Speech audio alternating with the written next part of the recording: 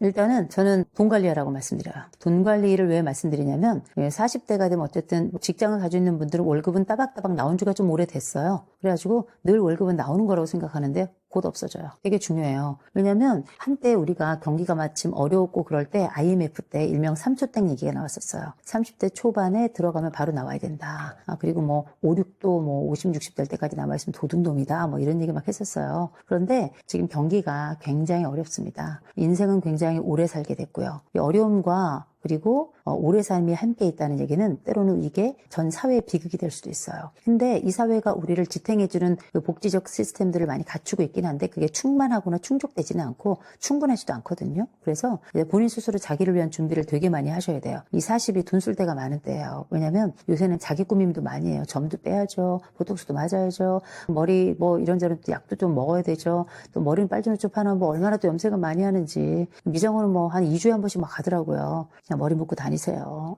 왜냐면 이게 M세대하고 Z세대가 되게 달라요. M세대 때는 뭘 했냐면 플렉스라는 단어가 있었어요. 그리고 나서 욜로라는 단어가 있었어요. Z세대로 넘어가잖아요. 요노가 되잖아요. 그래서 욜로라고 하는 거는 내 인생이 한 번뿐이니까 그냥 한번 인생 멋지게 살아보자라는 건데 멋지게 살려면 다 돈 들어갑니다. 그렇다 보니까 통장 다 털고 해서 뭐 해외여행 다니고 뭐 이렇게 다니더라고요. 인생도 뭐 몸도 또 하나니까 여기도 뭐 저렇게 하고 뭐 저러기도 저렇게 해서 성형도 많이 하고 다 괜찮거든요. 근데 이제 40은 그만하세요.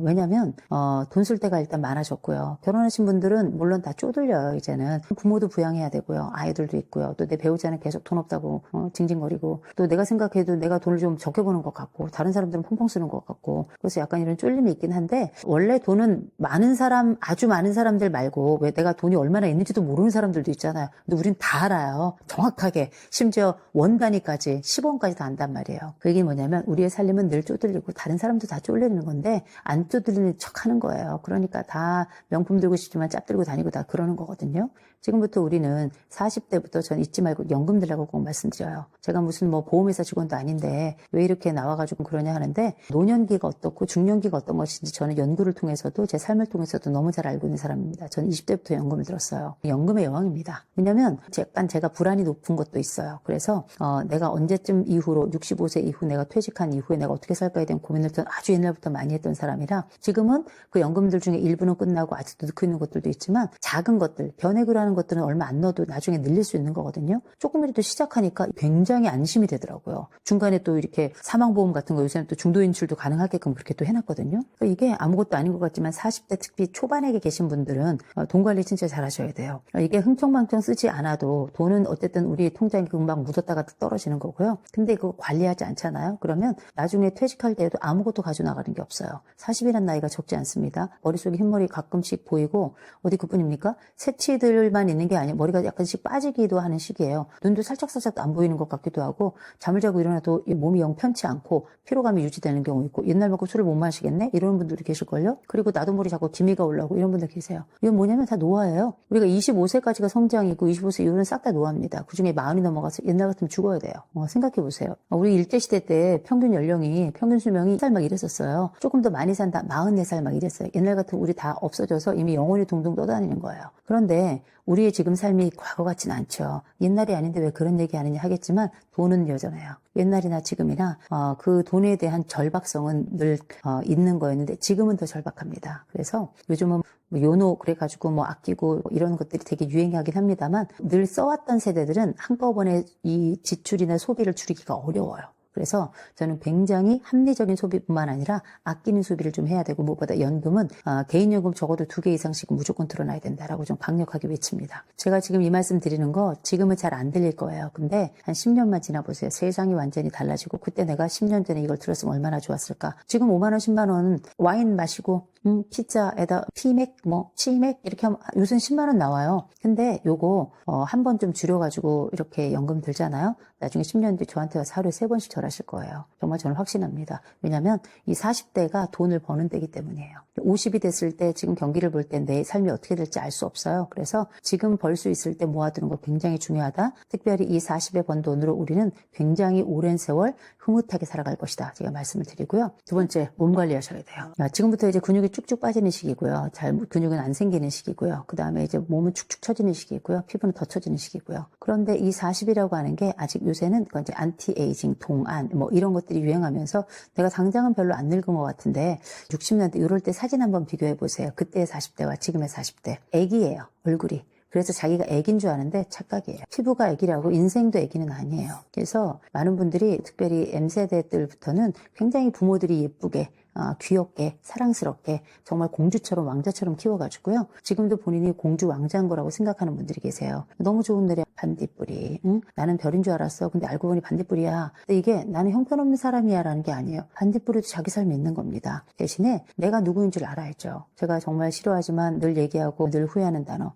사람은 국어랑 수학을 잘해야 된다. 국어를 잘해야 주제를 알고 수학을 잘해야 분수를 한다. 나쁜 얘기처럼 들리겠지만 내가 누구인지를 알고 그 다음에 내 분수에 맞도록 사는 것, 그거는 지금 현재의 나를 돌아보라는 게 아니에요. 네 주제꼴이 이런데 널 왜 이렇게 사니가 아니고요. 너의 미래를 준비하라는 겁니다. 요 준비 중에 몸 준비 진짜 중요해요. 왜냐하면 이 몸이라고 하는 건 정말 이 가치 있는 것이라고 생각해요. 함부로 해서도 안 되는 것이고, 몸은 우리가 늘 새로운 피부가 돋아나고 새로운 지점에서 A라고 태어났지만 A 다시로 죽는다라고 얘기하지만 그건 관리하기 나름이에요. 내 몸을 정말 예뻐해줘야 된다고 저는 생각을 합니다. 할 수 있으면 지금 때부터 운동도 처방받아서 하는 게 좋아요. 요새 뚱땡이들 많이 하잖아요. 러닝 크루 해가지고 달리는 애들끼리 팀 짜가지고 막 아침마다 만나고 거기서 또 썸띵도 있고 막 그렇더라고요. 다 좋은데 뛰어야 되는 사람이 있고 뛰면 안 되는 사람이 있어요. 40부터는 그게 되게 확연해지는 시기입니다. 왜냐하면 우리가 가지고 있는 몸이 대부분 다 일정 부분은 다 소모품이에요. 심장 같은 경우도 너무 많이 쓰면 이것도 빨리 늙는 겁니다. 또 우리가 가지고 있는 각종 장기들이 우리가 생각하는 것처럼 그렇게 빨리 교체되는 게 아니에요. 몇 년 혹은 몇십 년에 걸쳐가지고 교체가 되는 경우들도 많이 있기 때문에 그게 제때제때 교체가 안 되면 나중에 인공관절하고 막 이렇게 되는 거 아니에요. 내 몸을 아끼는 건 굉장히 중요합니다. 그래서 요새 술들 많이 마시고 하는데 그렇게 술을 마시면 나중에 어떻게 되겠어요? 알코올 중독 아니면 그냥 치매가 오는 겁니다. 요새 초기 치매도 굉장히 많거든요. 그 초기 치매가 물론 유전적인 소인도 굉장히 많지만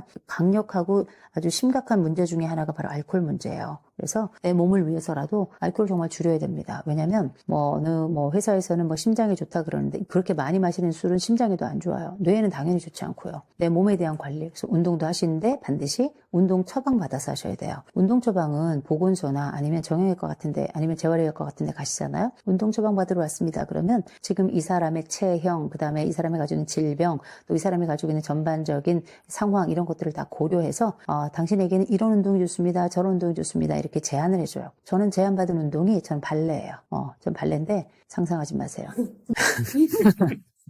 참고로 제가 이제 발레를 시작하고서 발레복을 사야 되잖아요. 발레복을 또 핑크색, 깜정색 이렇게 사가지고 저희 남편이 뒤에서 막 사진을 막 찍더라고요. 그래서 왜 찍냐 그랬더니 슬플 때마다 보겠다고. 아무튼 근데 우리가 알고 있는 이 삶의 자리에서 운동이라는 건 인간은 기승전 몸뚱입니다. 그래서 이 몸뚱이란 말 되게 거칠게 생각하는 분들이 많은데 몸하고 몸뚱이하고 뭐가 그렇게 달라요. 내가 몸을 함부로 대하면 이건 몸뚱이가 되는 거고요. 내 몸을 귀하게 대하면 이게 몸신이 되는 거 아니겠습니까? 그래서 내가 가지고 있는 삶의 여러 자산들 중에 특별히 40대의 가장 근원적 자산이자 힘의 자산은 저는 몸이라고 생각합니다. 그래서 몸 아끼고 예쁘게 생각해 주셨으면 좋겠어요. 몸 함부로 대하지 마시고. 더군다나 이때는 대체로 몸이 잘 망가지기 시작하는 시기이기 때문에 간도 쓸개도 할 거 없이 다들 이때부터는 슬슬 약해지는 시기예요. 약할 때 자기의 몸을 대하는 건 자식 대하듯 했으면 좋겠어요. 자기 부모보다는 자기의 자식 대하듯. 자기 몸을 잘 돌보지 않기 시작하는 때가 40대부터예요. 왜냐면 아이들 좋은 거 먹이고 아이들 좋은 거 입히고 하느라고 나는 영양제 하나도 제대로 안 먹고 나는 또 예쁜 옷도 마다하고 이렇게 사는 게 지금 40대의 핵심적인 특징이고 그래서 내가 약간 이런 심리적 빈곤감을 경험해요. 내 애는 먹이고 입히는데 나는 가진 게 없는 내 스스로는 참 볼버릇 없는 사람처럼 느끼는 헌신하지만 이 헌신이 헛된 것 같은 그래서 이런 마음에 큰 구멍이 난 것 같은 세대가 바로 40대거든요. 이런 40대가 자기 스스로를 끌어올릴 수 있는 방법은 여러 가지가 있겠지만 제일 첫 번째는 돈 관리라고 하는 거는 현재뿐만 아니라 미래를 향해서 나를 좀 단단하게 구축하는 하나의 스케치를 하는 과정이잖아요. 몸 관리라고 하는 거는 현재 시점부터 행복감이 만들어지면서 미래를 위한 일종의 구축 자산이라고 보시면 돼요. 우리가 운동만 하더라도 근육이 생겨나죠. 근육이 생겨나잖아요. 그냥 근육만 생겨나는 게 아니에요. 머리뿐만 아니라 정신 근육, 우리가 흔히 알고 있는 마음 근육도 굉장히 단단해집니다. 왜냐하면 도파민과 세로토닌이 건강하고 적절한 방식으로 분비가 되기 때문에 자신감도 굉장히 좋아지고요. 어떤 문제 해결감뿐만 아니라 우리가 많이 얘기하는 회복 탄력성까지도 좋아져요. 이건 여러 연구를 통해서 많이 나타난 이야기이기 때문에 몸과 마음은 또 정신은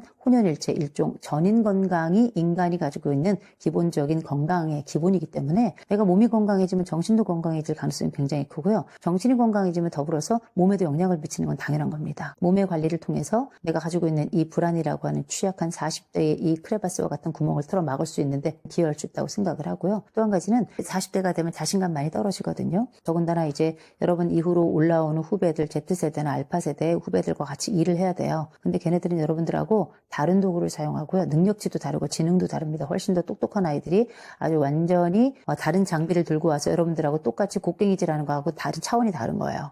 우리가 알고 있는 이런 차원에서 내가 꿀리지 않고 밀리지 않는 방법은 일단 몸이라도 건강해야 된다. 그리고 사람은 몸이 불편하고 힘들잖아요. 정신도 당연히 무너지는 거예요. 우울해지고 뭔가 안 되는 것 같고 이를테면 우리가 평생 다이어트하는 이유는 간단해요. 몸이 마치 이렇게 예쁜 몸을 바디 쉐입을 가지면 뭔가 내가 괜찮은 사람이 된 것 같고 정신적으로도 굉장히 유쾌함을 많이 느끼고 다른 사람한테 막 자랑질을 하잖아요. 근데 금방 또 찌긴 하죠. 근데 핵심은 뭐냐면 그 몸 상태를 한번 기억해 본다면 몸이 우리에게 미치는 영향은 얼마나 큰지 단순히 건 건강 차원을 넘어서 자신감에도 굉장히 영향을 많이 미치고요.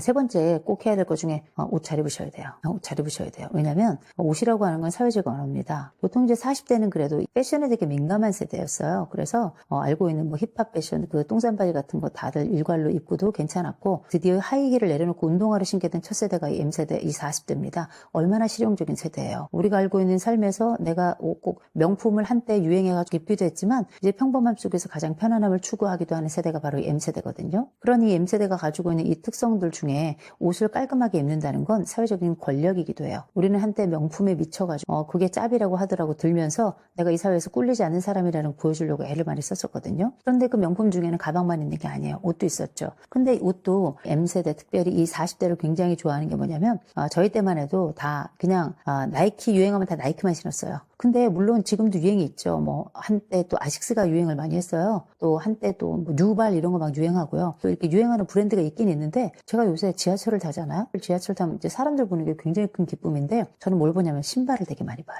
제가 신발을 좋아하는 것도 있지만 그보다 그냥 이렇게 눈을 정면으로 쳐다보면 좀 미안하고 눈 마주치면 그때 웃어야 되나 울어야 되나 좀 그렇잖아요. 그래서 아래를 쭉 보면서 신발을 쭉 보는데 같은 신발을 신는 사람들이 없어요. 저는 이게 우리나라 지금의 사회의 다양성을 보여준다고 생각해요. 남녀노소 빈부귀천할 것 없이 심지어 같은 친구들끼리도 그 또래가 아주 비슷한 경우는 유행하는 것들을 좀 입지만 40대쯤 된 사람들 쭉 살펴보잖아요. 같은 브랜드, 같은 가방, 같은 신발, 같은 옷 입은 사람 하나도 없어요. 이게 이 40대가 가지고 있는 자유감이라고 생각해요. 이 40대가 느끼는 이 성장 과정에 겪었던 이 부유함과 물론 나는 부유하게 안 자라서 할지 모르겠지만 이전 시대에 비해서는 부족함 없이 성장을 했거든요. 그리고 해외여행을 들락날락하면서 외국 사람들도 보니까 그냥 편안하게 입고 다녀. 이렇게 다른 세상의 자유를 보면서 그 자유를 내게 가져와서 적용하는 세대라서 이 세대가 주는 이 안정감이라는 것, 이 자율감이라는 건 그 어떤 세대보다 세련되면서도 자유감을 갖는 그런 패션이라고 저는 생각을 하거든요. 그런데 깔끔하게는 입어야 돼요. 왜냐하면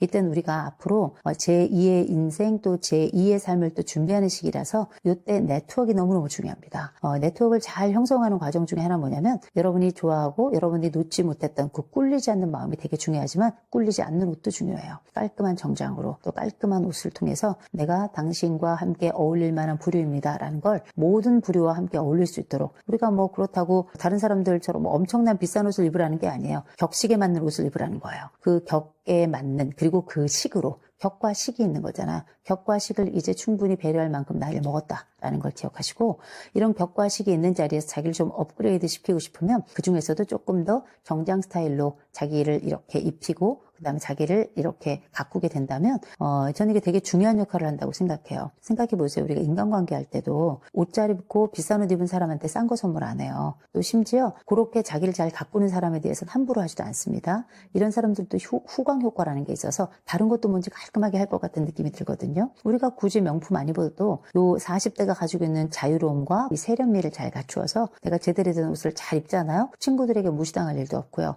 내 스스로가 자존심을 구길 일도 없고요. 동시에 다른 사람이 볼 때에도 이 사람을 데리고 언제 어디든 어떤 장소에든 갈 수 있는 거예요. 누구도 만날 수 있는 거예요. 그래서 이때부터는 자기의 인생 사업을 시작할 때거든요. 사업이라고 하는 게 꼭 내가 사업자 등록증 내고 해서 사업이 아니고요. 인간관계도 다 사업이에요. 내가 이 사업을 얼마나 하느냐에 따라 가지고 내 부모 장례식에 내 손님이 오지 내 부모 손님이 오는 게 아니에요. 이때부터 본격적으로 우리가 알고 있는 사회적인 네트워크를 저는 잘 형성하고 그 네트워크를 통해서 단순히 내가 하고 있는 직업적인 성패에만 몰입하는 것이 아니고요. 이후로 이어지는 인생 성패에 좀 몰입해 봤으면 좋겠다라고 말씀을 좀 드립니다. 요새 뭐 얘기하는 것처럼 지금의 중년들은 부양을 하는 마지막 세대이고 부양을 받지 못한 첫 세대다 이런 얘기 하는데 그 말이 맞는 거죠. 그래서 지금의 중년들이 사실 힘든 건 사실이에요. 그러나 지금의 우리들의 부양의 형태가 전적인 부양이냐 아니면 일부 부양이냐는 좀 생각해 볼 필요가 있어요. 옛날엔 우리가 전적인 부양을 했습니다. 지역사회가 우리에게 도와주는 게 하나도 없었어요. 근데 지금 뭐 기초연금도 조금 나오고 또 요새 부모들은 자식들에게 무작정 유산 다 넘겨주고 이런 또 뭐 증여 무조건 하고 이런 부모들 별로 없습니다. 요새 뭐 쓰주회 이런 것도 있었잖아요. 수구죽자회 이런 것도 있었고 이제 특별히 베이비 부모들 같은 경우에는 그 자녀인 M세대들에게 나는 더 이상 내 자녀들에게 유산을 남겨주지 않겠다 선언한 첫 세대가 이 베이비 부모들이고 이 베이비 부모들이 이제는 다 노년 세대로 들어가서 오히려 부모들이 자식들보다 돈이 많아요.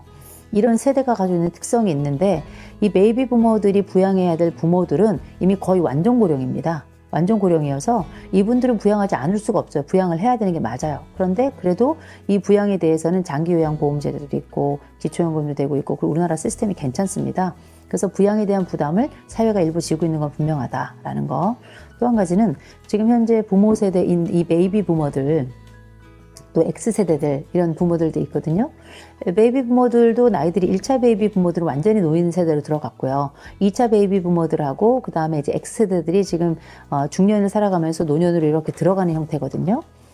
근데 이 세대들 같은 경우에는 일단은 뭐 우리가 알고 있는 각종 자기를 위한 노후 준비를 그래도 꽤 했어요. 이를테면 국민연금도 있고요. 퇴직연금도 있고요. 개인연금 넣는 분들도 있고 나중에 여유가 좀 되면 주택연금도 있고 다들 알고 있고 이런 것들 어떻게 활용할지에 대해서 고민하시는 분들이고 요 세대들은 단순히 저축의 시대가 아니고요. 투자의 시대를 살았던 사람들이 영리한 사람들입니다. 영민한 사람들이에요. 또 우리가 알고 있는 고등교육을 꽤 많이 받은 분들이고 고등교육이라고 한다면 우리나라에서는 중등교육까지가 고등학교까지고요. 고등교육이면 대학 이상의 교육을 받은 분들을 고등교육이라고 불러요. 근데 고등학교만 졸업해도 충분히 우리가 알고 있는 이 사회에서 정보 취합하고 필요한 정보들을 활용하고 거기에 따른 혜택을 찾아가고 이런 것들 다 할 수 있는 분들이라고 당연하지 않습니까? 다 할 수 있는 분들이에요. 이분들이 가지고 있는 이 부양에 대한 의미는 과거와 많이 달라졌다. 그래서 스스로를 너무 불쌍하게 생각하지 않았으면 좋겠다라고 말씀을 드려요. 물론 내 부모가 나에게 남긴 게 많고 그러면 나도 뭔가를 하고 싶겠지만 인간은 말입니다. 아주 이기적인 존재예요. 일단 받을 땐 땡큐지만 받고 나면 화장실 문 닫고 나온 거하고 똑같아요. 그래서 왠지 약간 부양을 할 때도 약간 귀찮게 느껴지고 이런 것도 있거든요. 이런 복잡한 상황들을 다 끌어안고 있는 게 지금의 부양 세대입니다. 부양을 하는 세대예요. 약간은 이기적이고 그러면서 약간 기대도 있고 그러나 그렇다고 아주 부유한 건 아니고 그러나 부양에 대한 의무도 여전히 좀 가지고 있고 그러니까 머릿속이 좀 복잡해지는 거거든요. 약간 이게 고차방정식으로 들어가는 게 이유는 뭐냐면 순환 부양이 끊어지면서 내 자식 세대는 나를 부양할 수 없다는 걸 알아요. 그러니까 내 부모를 위해서 더 많이 쓰기가 어려운 거예요. 내 자식을 위해서도 얼만큼 투자를 해야 될지에 대해서 고민이 많아지고 이 셈이 복잡해지는 거거든요. 그래서 지금 이 세대들이 나는 부양을 여전히 해야 되고 사실 그렇다고 부양 그렇게 잘하지도 않습니다. 아래쪽 여전히 자식들한테 잘해줘야 되고 자식들에 대해서도 난 더 이상 너네들에게 유산을 남기지 않겠어라고 고민하면서 새로운 선택을 하는 세대거든요. 과거 20세기 가지고 있던 부모가 부양을 해야 되는 부양 당사자로서의 의무감이나 의무 총량은 줄은 세대다. 그러나 심리적으로 아직도 부양해야 되지 않겠나 이런 부담도 굉장히 큰 건 사실이에요. 근데 부양 부담만 있는 것인가? 그렇지 않습니다. 개인의 미래에 대한 불안이 커져서 부양 부담이 더 크게 느껴지는 거라고 생각해요. 내 아이들이 나를 부양하지 않게 된다는 얘기는 뭐냐면 내가 내 부모에게 했던 그 부양만큼 받을 수 없다는 얘기고 동시에 앞으로 더 길고 내 부모보다 오래 살아야 되는 이 세상 속에 난 앞으로 어떻게 살아야 될 것인가에 대한 생존에 대한 불안이라고 생각을 해요. 옛날엔 이런 부양의 시스템이 이런 순환 부양이 생존에 대한 부담을 낮추었어요. 그리고 옛날에 농경시대에는 너나 할 것 없이 늙어 죽을 때까지 같이 논밭에 나가서 일하는 겁니다. 근데 지금은 우리가 산업사회에 살고 있기 때문에 내가 할 수 있는 일의 총량뿐만 아니라 일의 전반적인 길이도 줄어들 수밖에 없어요. 임금 피크 몇 살 이상 넘어가고 몇 몇 년차 이상 되면은 뭐 전체 임금의 60% 받는다, 40% 받는다 이런 얘기 하잖아요. 이 부양 문제가 굉장히 심각하니까 노인 연령을 70대로 올린다, 80뭐까지 올린다, 뭐 75세 한다 이런 얘기들 막 나오는 거거든요. 이게 보통 숙제가 아닙니다. 보통 고차방정식이 아니에요. 근데 여기에 가장 핵심적인 건 결국 나라는 사람이 부양을 받을 수 있느냐의 문제입니다. 이걸 부양 불안이라고 부를 거예요.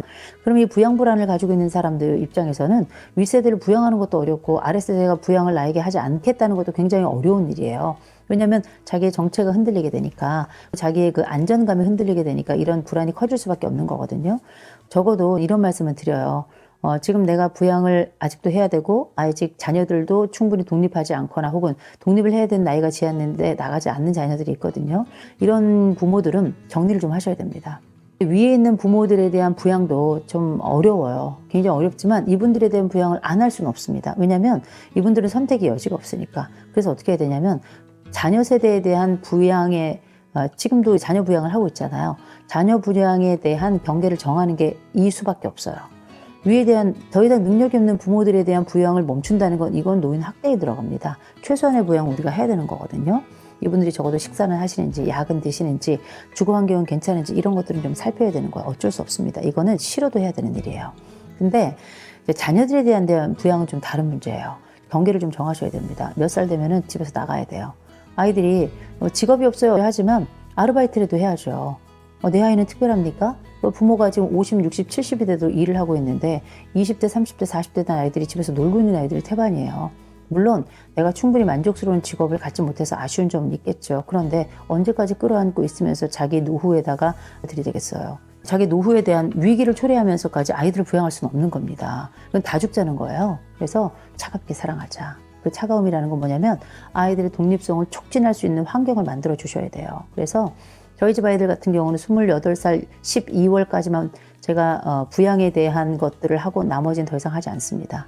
그래서 그때까지는 저도 정해진 용돈 있죠. 용돈 주고 저희 집에서 사는 거 괜찮고 대신에 이제 얘네들이 또 독립을 잘 할 수 있도록 전세 보증금이라도 어떻게 큰 집을 마련하고 그 전세 보증금을 다 대겠어요. 일부라도 될 수 있도록 하고 저희 아이들한테도 얘기합니다. 너네는 28살 12월이면 무조건 나가야 된다.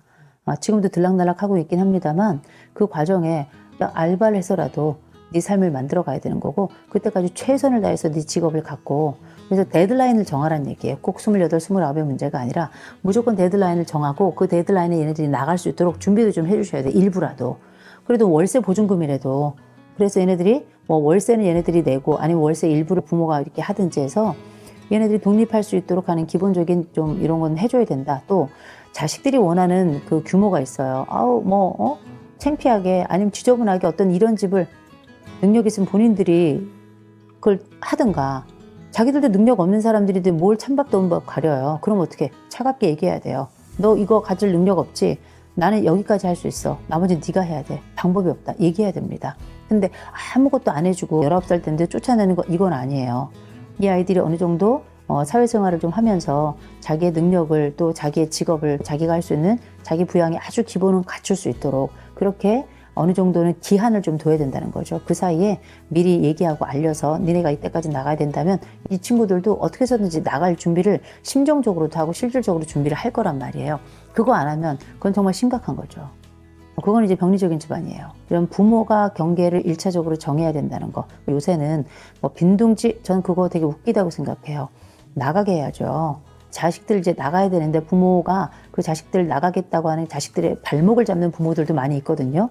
그거는 부모 욕심 채리기 위해서 아이들의 독립성을 저해할 뿐만 아니라 아주 병리적으로 가자고 작정을 한 겁니다. 정신 바짝 차리셔야 돼요. 아이들이 나갈 수 있도록 그 경계를 정하고 그걸 지킬 수 있도록 부모들이 그때까지 최대한으로 돕자. 이런 말씀을 꼭 드리고 싶습니다. 부모 자격이 있냐? 이런 얘기 물어보신 분들 계시더라고요. 부모 자격이 있다고 생각해요. 왜냐하면 그냥 내가 부모 밑에 태어난 것만으로도 그냥 부모 자격은 있는 거예요.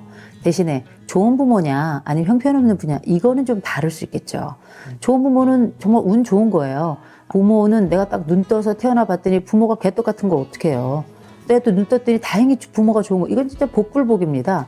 사람들이 왜 운칠기삼, 운구일기 이런 얘기 하는데 왜 그런 얘기 하는지는 알 것 같아요. 그런데 저는 그렇게만은 생각하지 않는 게 어쨌든 우리 부모가 나를 낳아서 근데 뭐 부모가 보니까 뭐 학력도 별 볼 일 없어, 인물도 별 볼 일 없어, 심지어 부모로서 어떻게 해야 되는지도 몰라가지고 나를 준 학대 혹은 또 경우에 따라 학대를 또 해가면서도 때로 나를 활용하고 맘대로 하고 형편없이 수치도 주고 뭐 때리기도 뭐 있는 대로 때리고 이런 부모를 만났어요. 운이 더럽게 없는 거예요. 그럼 뭐 어떡하겠어요. 그러나 어쨌든 제가 살아가면서 보면 부모가 좋은 지점도 있고 안 좋은 지점도 있고 좋은 부모를 만나가지고 좀 행복하고 잘 사는 집도 있지만 부모가 좋아도 자식이 형편없이 크는 경우도 많아요. 또 부모가 형편없는데 자식이 훌륭하게 크는 경우도 많습니다.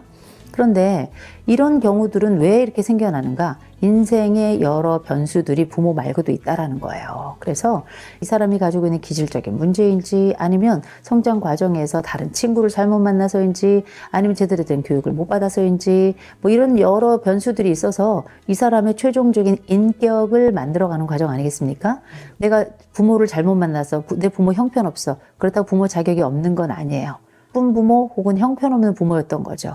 그럴 경우는 내가 이 부모를 부양해야 되냐 혹은 내가 이 부모에게 친절하게 대해야 되냐 내 이 부모를 등지고 안 봐야 되는 거 아니냐. 최악의 경우라면 등지고 안 봐도 된다고 생각해요. 그러나 그건 그들이 가지고 있는 형편없음인 거고 내가 이렇게 성장하다가 뭐 교육받고 또 좋은 사람 만나고 사람의 도리라는 게 이런 거구나라는 걸 알았어. 그래서 내가 부모에게 어떤 것까지는 해야 될 것 같다라는 생각이 드는 경우들도 있습니다. 이때는 어떻게 해야 될 것인가? 그럼 어디까지 해야 되는 게 자식 노릇인가? 그럴 때 저는 이런 말씀 드립니다. 부모가 너무 형편없었다면 최소한의 도리는 해라.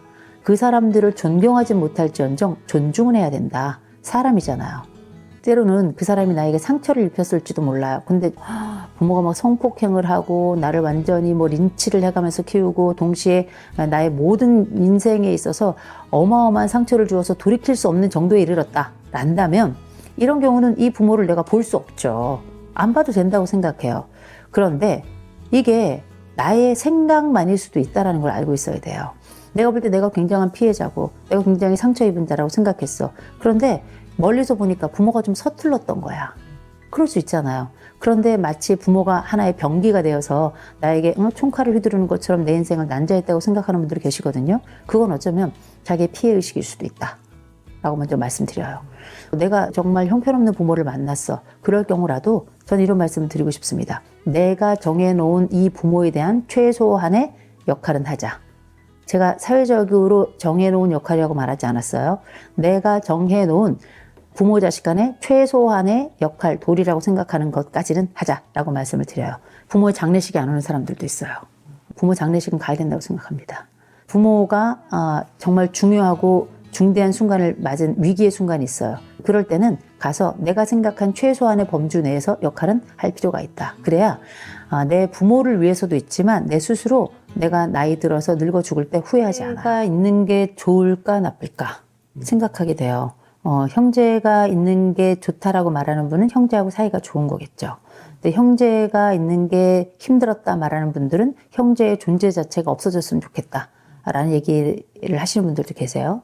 근데 형제가 없는 분들 중에는 형제가 있었으면 하는 분들이 계시는데 저는 이 사회는 형제가 있어도 좋고 없어도 좋다고 생각하는 게 사회를 살다 보면 저절로 형제 같은 사람들을 만나기도 하기 때문에 다만 어렸을 때 이런 형제가 있다면 사회에 나가기 전에 이런 사회적 형제 경험을 미리 하는 것이다 말씀을 드리고 싶어요. 오히려 형제들이 전 있는 게 낫다고 생각합니다. 가족이라는 게 가장 작은 사회적 단위잖아요. 그런데 형제라고 하는 건 부모 자녀 관계에서 경험할 수 없는 첫 번째 리얼 사회적 경험이라고 생각을 합니다. 형제라고 하는 게 독특하고 특별한 관계예요. 부모 자녀 관계가 가장 길 거라고 생각하죠. 그렇지 않아요. 형제는 가장 오랫동안 함께 DNA를 공유하면서 가장 오랫동안 살아가는 사람들이 형제입니다. 형제는 보통 보면 수명도 되게 비슷해요. 또 이변이 없는 한 형제들은 성향도 되게 비슷하고요. 식성도 되게 비슷하고요. 그러면서도 각자의 삶을 살아가고 서로 질투하고 서로 경쟁하고 서로 또 돕고 이런 관계. 그래서 부모 자녀보다 훨씬 더 애틋하기도 하고 훨씬 더 적대적이기도 하고 훨씬 더 오래 살아가면서 서로에게 영향을 미치는 관계가 형제 관계예요. 형제가 또 보면 집집마다 되게 웃겨요.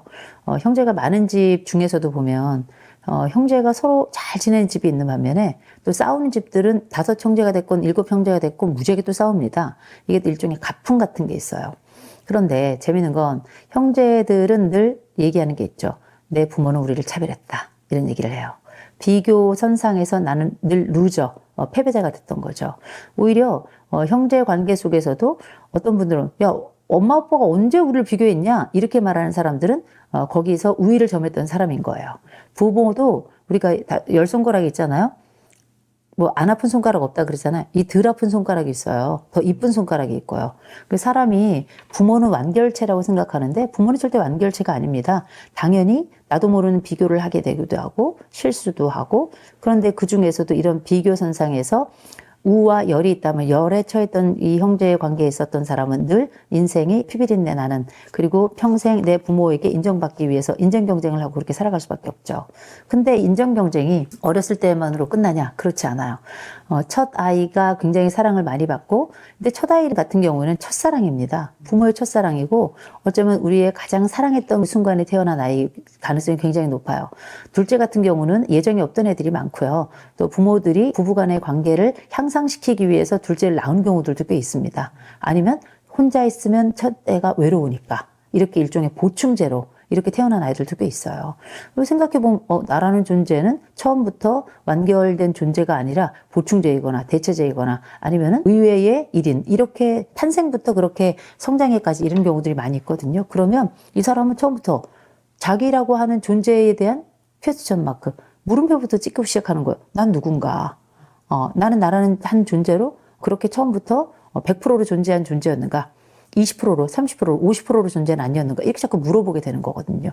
그 질문을 하게 된 데에는 부모들의 그 시선과 부모들의 그 말투, 부모들의 그 손길, 부모들이 가지고 있는 제한된 재화를 가지고 나누는 방식 이런 것들을 보면 그게 사랑이건 물건이건 음식이건 이게 차별이 느껴지고 차이가 또 느껴지는 거거든요. 근데 부모는 얘기하죠.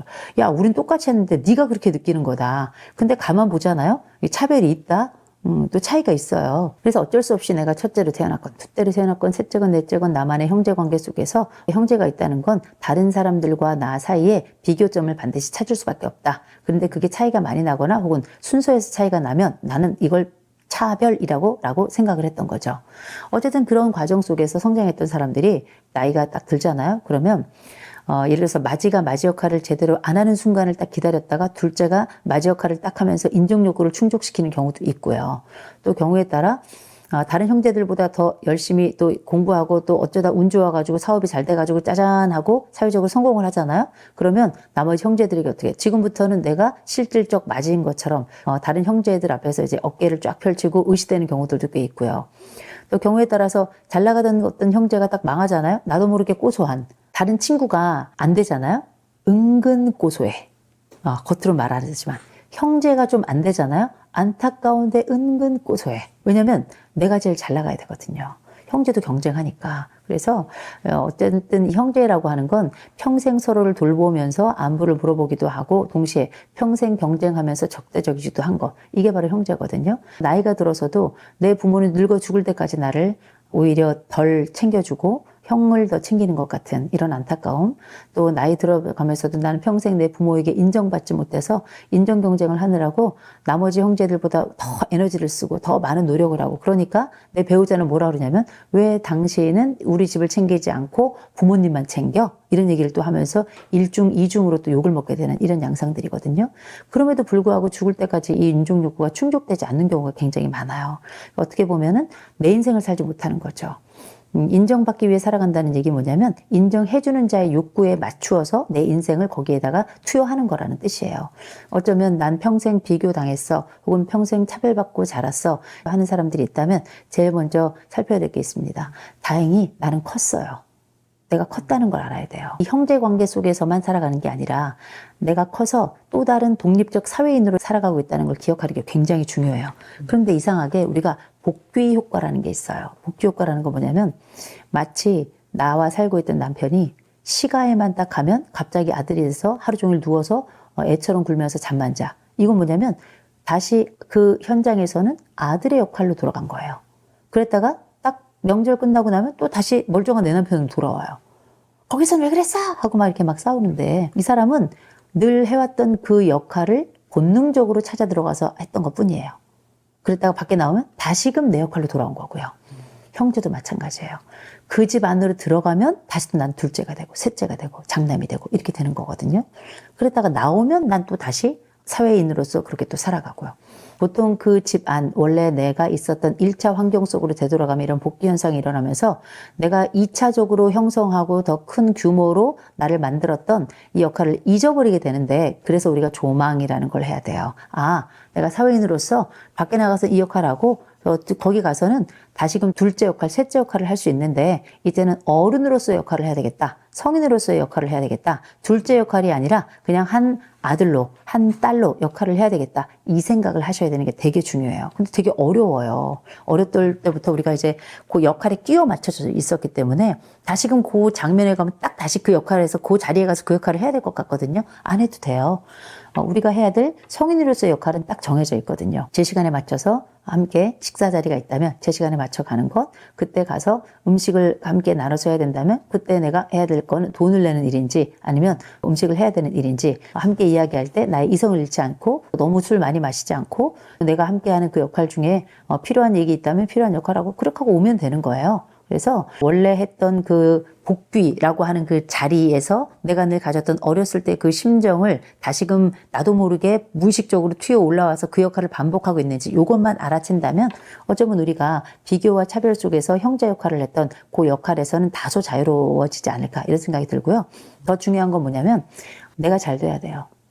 형제 역할의 자유를 주는 제일 척도는 뭐냐면 내가 잘 되잖아요. 경제적으로 잘 되고 사회적으로 잘 되고 내가 별 문제 없고 내가 행복하게 살잖아요. 그러면 그 역할에 돌아가서 그 역할을 하려고 안달복달할 필요가 없어져요. 되게 중요한 거예요. 내가 어떤 여러 컴플렉스 이슈나 아니면 가족관계 속에서 어려움에서 해방되고 싶다 한다면 사회적으로 일단 잘 나가라. 꼭 그 말씀 드리고 싶어요. 근데 문제는 우리가 잘 나가고 싶지 않아서 안 잘 나가나요? 안 잘 나가져요. 그리고 또 안 잘 나가지는 이 일이 나에겐 또 두 번째, 세 번째 형제들이 만났을 때 또 컴플렉스가 되고, 그러나 기억하셔야 됩니다.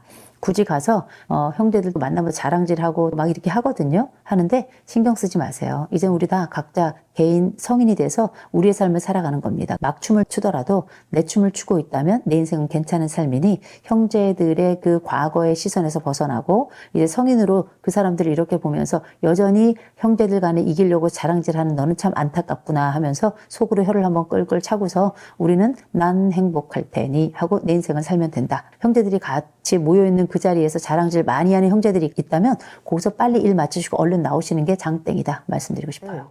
TV를 너무 많이 봐가지고요. 또 상담 프로를 너무 많이 봤어. 금쪽 같은 내 새끼, 이혼 숙녀 캠프, 결혼 지옥, 이런 프로그램들 너무 많이 봐가지고 부모들이 얘네들이 이렇게 지금 이렇게 된 거는 다 우리가 어렸을 때 얘를 잘못 키워서 그렇구나, 이렇게 생각을 하시더라고요. 물론 우리가 실수한 부분들, 부모들이 실수하는 부분들이 있겠지만 그게 다가 아니라는 거 먼저 말씀드리고요. 아이들이 그렇게 인생에서 어려운 지점을 가지고 와서 이런저런 얘기하잖아요. 이 아이 잘 컸다고 생각합니다. 이 친구는 잘 컸어요. 왜냐? 부모를 그래도 믿고 와서 이런 얘기를 할 수 있는 건 부모에 대한 신뢰가 있다는 거거든요. 부모가 야 그건 내가 너를 잘못 키워서 그런 것 같다, 이런 얘기를 하는 건 부모가 완전히 상황을 잘못 이해하고 있다라고 하는 거예요.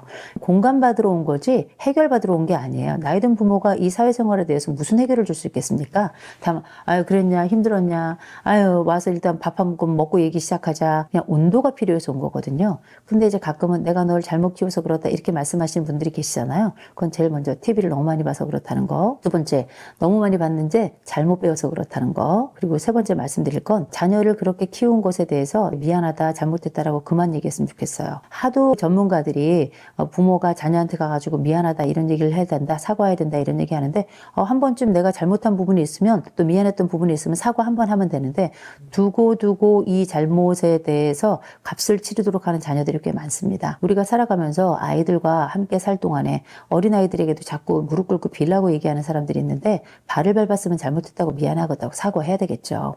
그런데 살아가면서 부모가 하는 실수에 대해서 아이들에게 서로 얘기할 수도 있을 거예요. 다만 이런 얘기는 해야 됩니다. 그걸 미안해할 게 아니고요.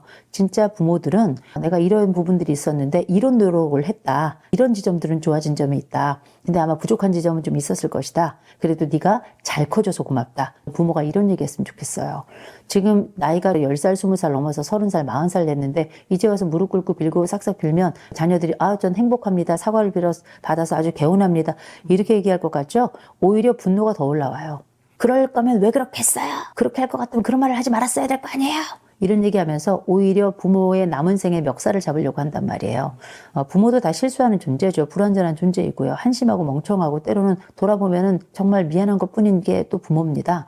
폭삭 속았을 거기 보니까 부모는 지난 날이 사무치고 자식은 부모가 잘못한 것만 기억난다던가 이런 표현이 있더라고요. 그 표현 너무 좋아서 제가 적어놨는데, 물론 부모가 착해가지고 지난 날에 내가 자식들에게 미안했던 거 많이 생각나고, 또 좋은 부모들이라는 게 최선을 다했지만 미안한 거 죄책감만 또 남는 게 부모 아니겠습니까? 그런데 부모들이 죄책감이 있더라도 삼가해야 될 말이 있다고 생각해요. 뭐냐면 자식들한테 미안한 지점이 있어서 아유 미안해서 이런 게 참 미안하다라고 얘기해야 되겠지만, 두 가지를 더 얘기하셔야 돼요. 그런데도 내가 그게 못났지만 나름 그대로 최선을 다한 거였어. 부족했지만 내가 한심하고 모질라고 못 배우고 해가지고 잘 몰라서 그랬을지 모르겠지만 내가 나름 최선을 다해서 한 게 그거야 라고 얘기를 하셔야 돼요. 또 한 가지, 내가 그렇게 부족했는데도 불구하고 네가 이만큼 커져서 고맙다, 잘 커져서 고맙다, 이런 얘기 같이 해주셔야 돼요. 안 그러면 자식들은 잘못했다 미안하다 말하면 거기에 대한 값을 반드시 치르도록 할 거고요. 또 한 가지, 최선을 다하지 않은 것에 대해서도 남은 생에도 나무랄 거고요. 최종적으로 네가 잘 컸다는 말을 하지 않으면 나는 영원히 못 큰 사람이 될 거라고 생각을 해요. 이런 일종의 마감의 말, 마침표의 말을 반드시 해주셔야 된다는 거. 이런 부분에 있어서 내가 너에게 좀 미안한 지점이 있었다. 그러나 내가 부족했지만 나로서는 그때 당시 내가 최선을 다한 게 그거였다. 그때 더 배우고 더 알았으면 그렇게 하지 않았을 텐데 그때는 몰라서 그게 나에겐 최선이었다. 마지막으로 그럼에도 불구하고 네가 잘 커져서 이런 얘기를 할 수 있는 용기도 가져서 참 고맙다. 이런 얘기를 해주시는 게 굉장히 중요하다고 생각합니다. 삼각관계라는 개념이 있죠. 부모 싸움 할 때 갑자기 엄마가 애 불러놓고 야 니네 아버지가 어떤 줄 아니? 이러면서 애를 끌어당겨가지고 전혀 관계없는 제3자가 부부관계에 끼어들어 삼각관계를 형성하는, 정서적으로는 굉장히 치우치게 만들고 또 세상에 대해서 또 적대적 관계를 만드는 좋지 않은 현상인데, 이런 삼각관계가 어렸을 때만 존재하는 게 아니에요. 이런 것들은 생애 성장해 가면서 부모 간의 대화 그리고 정서적인 위로 공감이란 이름으로 계속 반복되거나 강화됩니다. 근데 이게 나쁜 게 아니에요. 그럴 때도 있는 거거든요. 아니 뭐 우리가 부모 자식 간에 니네 아버지가 얼마나 웃긴지 아냐 뭐 이렇게 얘기할 수도 있고, 아우 엄마 언니가 얼마나 웃긴지 알아? 언니는 쓰레기야 뭐 이렇게 얘기할 수도 있고, 다 그런 겁니다. 그런데 이게 단기로 끝나는 것이 아니라 장기적으로 하나의 정서적 줄기를 이루는 것처럼, 물줄기처럼 그렇게 쭉 간다면 이거는 다른 한쪽을 완전히 메마르게 만드는 방식이에요. 그래서 상대에게 댐을 쌓게 하고 그 댐에 따라 가지고 그 물을 방류하지 않으면 그 반대쪽에 있는데 완전히 고갈돼서 죽는 거 아니겠습니까? 삼각관계라고 하는 게 가족관계에 있어서는 좋지는 않아요. 이런 관계가 쭉 성장을 해 가면서 우리가 좋은 말로는 이제 서로 간에 공감을 잘하는 관계, 대화가 잘 되는 관계일지 모르겠지만, 이런 정서적 의존은 단기에 끝나지 않아요. 장기적으로 이어지고, 더군다나 내가 나이를 먹어서 내 부모는 늙어가요. 근데 내 엄마가, 내 아버지가 나한테 너무 의존해요. 정서적 의존뿐만 아니라 경제적으로도 의존하고 많은 것들로 의존해요. 나이가 들면 자신감이 떨어지고 친구가 줄어들어요. 자식들에게 의지할 게 많아지기는 해요. 이를테면 공적인 업무를 처리한다든지, 컴퓨터와 관련된 부분이라든지, 스마트폰과 관련된 부분이라든지, 이런 거는 부모들이 잘 할 수가 없어요. 심지어 키오스크도 제대로 잘 못하니까. 그러면 부모가 마치 우리가 두 발로 걷지 못할 때 지팡이 하나 짚으면서 이제 똑바로 살아가기 위해서 하나의 도움을 좀 받는 것처럼, 자식이 그렇게 부모에게는 이런 지팡이 역할을 해주는 것 저는 굉장히 중요하다고 생각합니다. 왜냐하면 아이가 어렸을 때 걷지 못하고 할 때 부모가 아이를 반짝 안아서 이 아이가 잘 걸어갈 수 있도록 손잡아주면서 그렇게 아이의 발달과 성장을 도모했던 거잖아요. 그렇게 부모의 발달을 도와주는 게 자식의 역할이고 영역이라고 생각을 해요. 문제는 뭐냐면 이 과정이 좀 과도한 부모들이 있습니다. 이 과도한 부모들 같은 경우는 자식들에게 좀 부담이죠. 엄마 친구들과의 싸움과 관계를 나 지금 공부하고 직장 가야 되는데 퇴근하고 온 사람 붙잡고 나서 365일 그런 얘기를 하면 얼마나 힘들고 피곤해요. 아이들이 함께 성장하면서 부모가 아이들을 키워내는 과정에 돈도 쓰고 했겠지만, 갓 20살 넘고 30살 이렇게 넘어서 사회적으로 막 시작하려는 이 자녀의 모든 금액을 다 뺏어가지고 부모가 자기 생활비로 쓴다면 그것도 말이 안 되는 거잖아요. 이건 역시 돈이 집안에 없다 보니까 이제 의지하는 영역이 커져서 그런 거거든요. 어떤 부모들은 말이에요, 좀 심할 경우는 50대 정도밖에 안 돼서 아이들이 20대, 30대에 취직을 했는데 아이의 그때부터 부모가 일을 하지 않고 자식들이 월급으로 살아가는 집들도 있습니다. 기생의 의미가 굉장히 커요. 부모도 부모의 능력이 있으면 최선을 다해서 일하고 끝까지 일하고 자기의 삶을 독립적으로 유지하는 거 굉장히 중요해요. 자식도 마찬가지죠. 커가면서 자기의 일상생활과 자기의 경제적 영역을 딱 안정적으로 확대해 가면서 자기의 삶을 구가하는 거 되게 중요한데 부모가 이렇게 일방적으로 모든 경제생활을 딱 포기한 채로 부모가 이렇게 자식에게 들러붙어 가지고 이 자식의 돈을 나누어 쓰는 경우, 이런 경우는 좀 심각한 경우라고 생각을 하거든요. 근데 이런 집들이 경제적으로만 의존하겠습니까? 정서적으로도 의존해요. 모든 것으로 판단과 결정 모든 것으로 의존합니다. 근데 이런 경우 참 안타깝고, 근데 부모들이 그렇게 나에게 다가오고 마치 나의 삶을 점령하듯이 이렇게 오는데 어쩌라고 굉장히 어렵고, 심지어 내가 밀어내려고 하기엔 나를 완전히 점령한 상태, 더 이상 내가 움직이지 않으면 이 집이 움직이지 않는 이런 양태가 된 경우들이 꽤 많이 있거든요. 착취적 부모도 있어요. 의존한다고 얘기하지만 엄밀히 말하자면 착취적인 겁니다. 자녀가 자기의 삶을 독립적으로 영위하지 못하게 하고 이 부모를 부양하고 부모의 삶을 챙기느라고 자기의 개인적인 일을 전혀 하지 못하게 하는 건, 이거는 좀 착취라고 생각해요. 예를 들어 부모가 아픈 경우, 갑자기 좀 아파진 경우로 좀 다를 수 있겠지만, 그런 경우를 하더라도 아이가 바깥에 활동하지 못하고 24시간 전적으로 다른 삶을 다 내팽개치고 나만 돌보고 있다면 이건 조금 문제가 있다고 생각을 합니다. 어떻게 해야 되냐면, 부모가 나에게 다가와서 내 삶을 점령한다고 느끼고 너무 의존이 좀 심해서 내 삶이 의존의 담요 속에 완전히 가려져서 빛이 안 보인다고 생각되는 경우가 있잖아요. 이거는 내가 결정해야 돼요.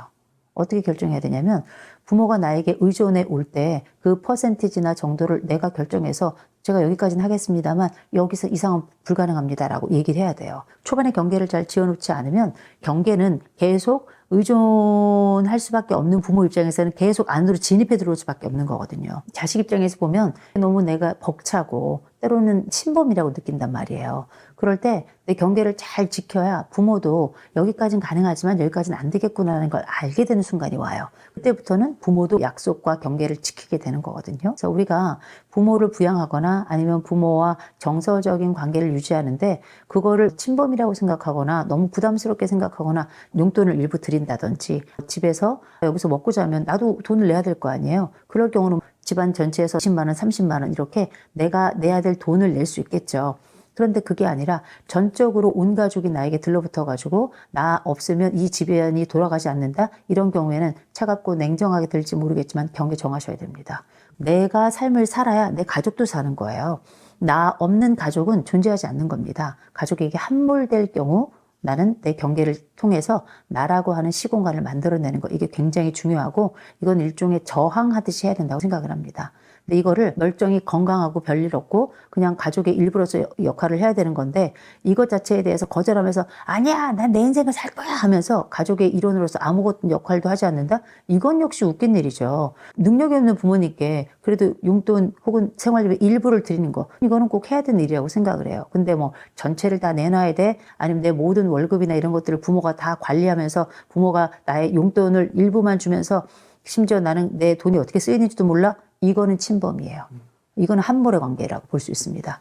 함몰의 관계인지 아니면 이런 침범의 과정에서 내 역할 또 내 영역이 충분히 잘 확보되고 있는지 알아채고 이걸 지켜내는 것도 굉장히 중요할 것 같아요. 건강하지 않은 가족 안에서는 그렇습니다.